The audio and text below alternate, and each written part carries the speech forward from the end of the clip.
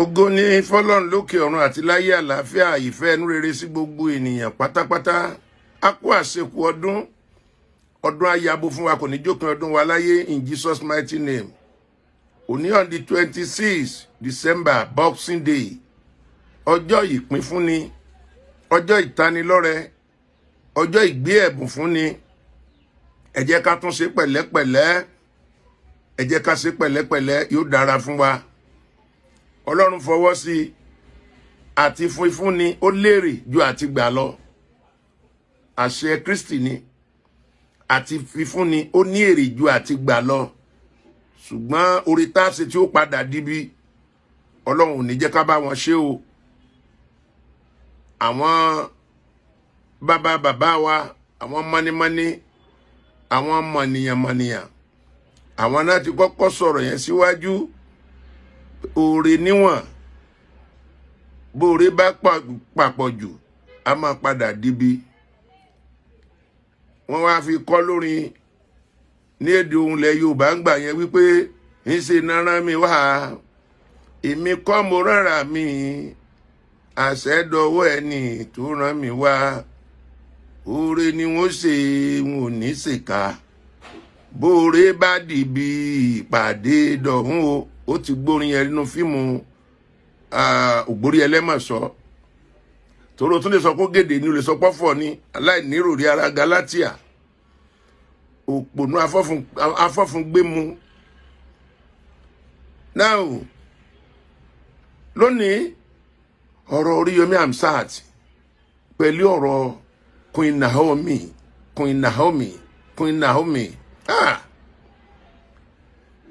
Naomi pọ̀ máa ní problem. Ó gbọ́dọ̀ mọ̀, ó sú ọ̀kú mọ̀. Hamzat Oríyọmí pọ̀ máa ní problem. Ó gbọ́dọ̀ mọ̀, ó yẹ kó mọ̀. Ẹ gbọ́ fídíò kúkúrú yìí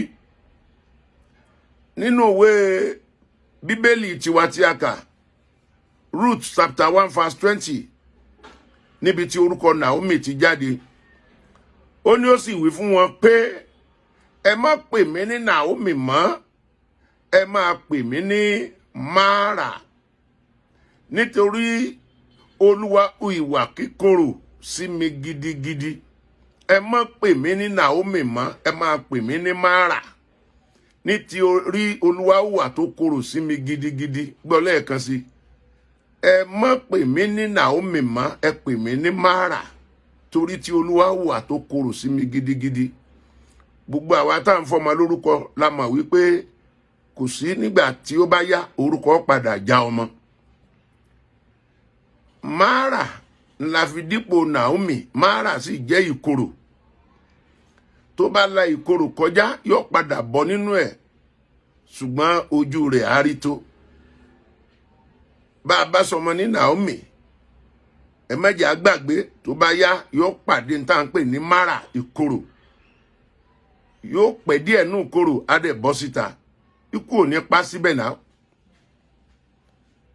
Ní ẹsẹ̀ tó tẹ̀lé ẹsẹ̀ 21, ó ní mo jáde lọ ní kíkún, Olúwa sì tún mú mi padà bọ̀ wá sí ilé ní òfo.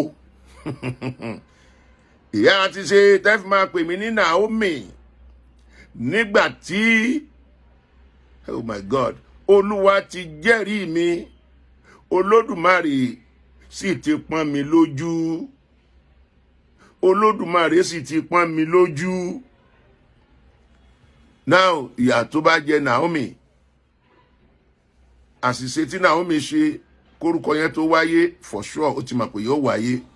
Ó yẹ kó ní lọ́kàn pé yóò wáyé. Màmá ẹ yẹ kó mọ̀ pé yóò wáyé. Onígbàgbọ́ ni ó yẹ kó ti ka Bíbélì débẹ̀. Tí Alhaji Hamzat Oríyọmí, mo sọ láìmọye ìgbà lọ́pọ̀lọpọ̀ àwọn nǹkan tí wọ́n sọ pé Alhaji Hamzat Oríyọmí kì í sáńgẹ́lì látọ̀run. Òun náà máa ń ṣàṣìṣe. Ọ̀pọ̀ àṣìṣe ẹ̀kan bíi méjì gan wọ́n fi ọwọ́ agbára bò mọ́lẹ̀. Mo ti rí àáfàá kan tó kàn bá Oríyọmí ṣàwàdà. Alhaji Oríyọmí, wọ́n rán yín sí mi, jíṣẹ́. Ó dẹ̀ béèrè pé ta ló rán sí mi?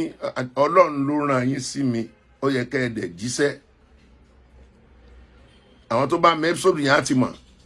Wọ́n mú àfáà yẹn àtàwọn tí wọ́n jọ ya fídíò yẹn. Wọ́n lù wọ́n bí ẹni máa kú, wọ́n ya sọmọ wọn lára, wọ́n tì wọ́n mọ́ police station. Wọ́n jẹ wọ́n níyà. Àwọn àfáà yẹn dákẹ́, wọn lẹ́nì kankan àfọlọ́run.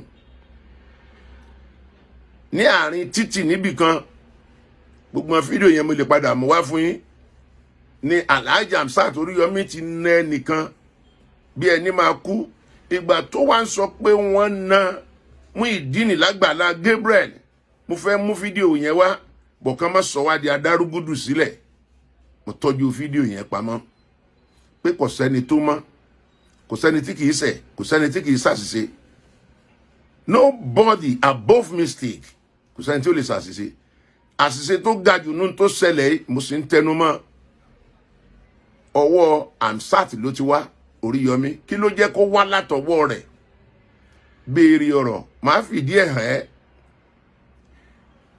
Àgídìgbò ti kú òní rédíò téèyàn kan lè sọ pé a yẹn máa ẹ̀kọ́ ara rẹ̀ lọ. Ibi tẹ́ bá ti lẹ ní ìdí èèyàn 10 lágídìgbò, gbogbo ayé ló gbọ́. Ẹ ti mọ̀ pé mílíọ̀nù èèyàn ló ń bọ̀ ńbẹ̀. Kò yẹ kán tiẹ̀ fún láfàtì rárá. Pé wọ́n fẹ́ bọ́ àwọn èèyàn kan, kò yẹ kí ó gbé rárá àti rárá lórí àgídìgbò. Tẹ́ bá mọ̀ pé ẹ fẹ́ lóko èèyàn lọ́rùn, kí wọ́n náà tó ń gbọ́ kó fi kọ́gbọ́n. Ohun tó bá fẹ́ ṣe tó jẹ́ nǹkan ọ̀fẹ́, tó fẹ́ pé àwọn èrò síbẹ̀, tó bá gbé lórí rédíò tó popular, ti mọ̀ wípé ọ̀fẹ́ dáràn, ọ̀fẹ́ ní òkú àwọn èèyàn lọ́rùn. Òye lè má yẹ Oríyọmí débẹ̀, ìbòjú lè bò lójú. Ó lè mọ̀ràn tí pò náà ti pèsè oúnjẹ fún àwọn èèyàn 1000 rí, tó yẹ pé bí 5000 náà padà débẹ̀. Tó yẹ pé tipátipá ló fi rí nǹkan yẹn sí. Many things ló fẹ́ ṣe bẹ́ẹ̀, tó yẹ pé nítorí orúkọ àti rédíò rẹ̀ tó ti gbòòrò, wàhálà padà ṣẹlẹ̀. Ṣùgbọ́n nǹkan kan wà tí wọ́n ti fi dí i lójú tí ò ní ríran rí. Nítorí pé ìgbàgbọ́ rẹ̀ nínú ara rẹ̀, ó ní confidence. Kò fi Kọ́lá Ọláwuyì, kò fi kọ́gbọ́n pé bó ṣe lágbára tó ń túdi oṣó, tó ń túdi àjẹ́, tó ń túdi àfà, tó ń túdi wòlíì. Kọ́lá Ọláwuyì ó padà kan jàngbọ̀n, ó padà kan ìyọnu, ó padà lọ rí ikú he. Ìṣubú ẹnìkan lèyàn fi kọ́gbọ́n. Bí ẹ bá fi ìṣubú ara rẹ̀, àṣìṣe ara rẹ̀ kọ́gbọ́n, kì í ṣe nǹkan tó dáa rárá. Àṣìṣe ẹlòmíì lèyàn fi kọ́gbọ́n. That confidence nínú Hamzat Oríyọmí ó ti so pọ̀ jù pé kò sí nǹkan tó máa ṣẹlẹ̀. Ọlọ́run wà lẹ́yìn wa, bẹ́ẹ̀ ni àpọ̀lọ́run ò sí. Lórí ọ̀rọ̀ Omisore, ṣé ẹ rò pé àwọn fámìlì rẹ̀ ó dúró ní Ilé-Ifẹ̀? Wọ́n tún appeal lẹ́yìn tí wọ́n dájọ́ kú fún. A tún ti bẹ̀rẹ̀ sí follow ẹ̀ up.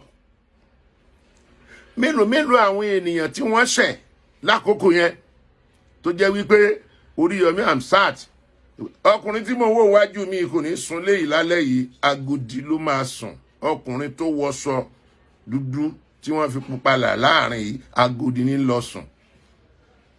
Bọ́dẹ̀ ṣe sọ yẹn, for sure ẹni yẹn ò ní sunlé. Bẹ́sẹ̀ ẹni yẹn wá ṣe wulẹ̀ kó pọ̀ tó, ṣé kò sí ká tiẹ̀ máa tẹ́ḿpà àánú nínú ìdájọ́ ni. Nobody above mistake. Kò sẹ́ni tí ó lè ṣàṣìṣe.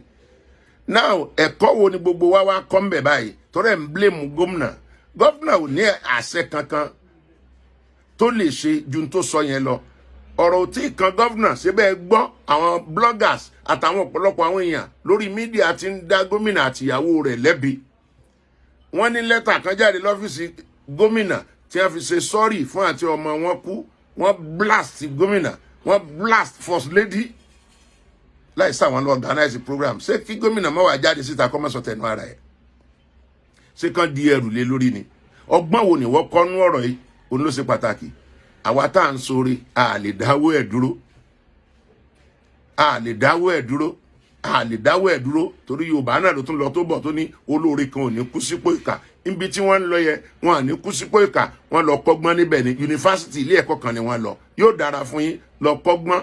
Jẹ́ kórí kálukú wa kó pé nígbà tá a fẹ́ sọre, ẹ jẹ́ ká létò ààbò tó dájú.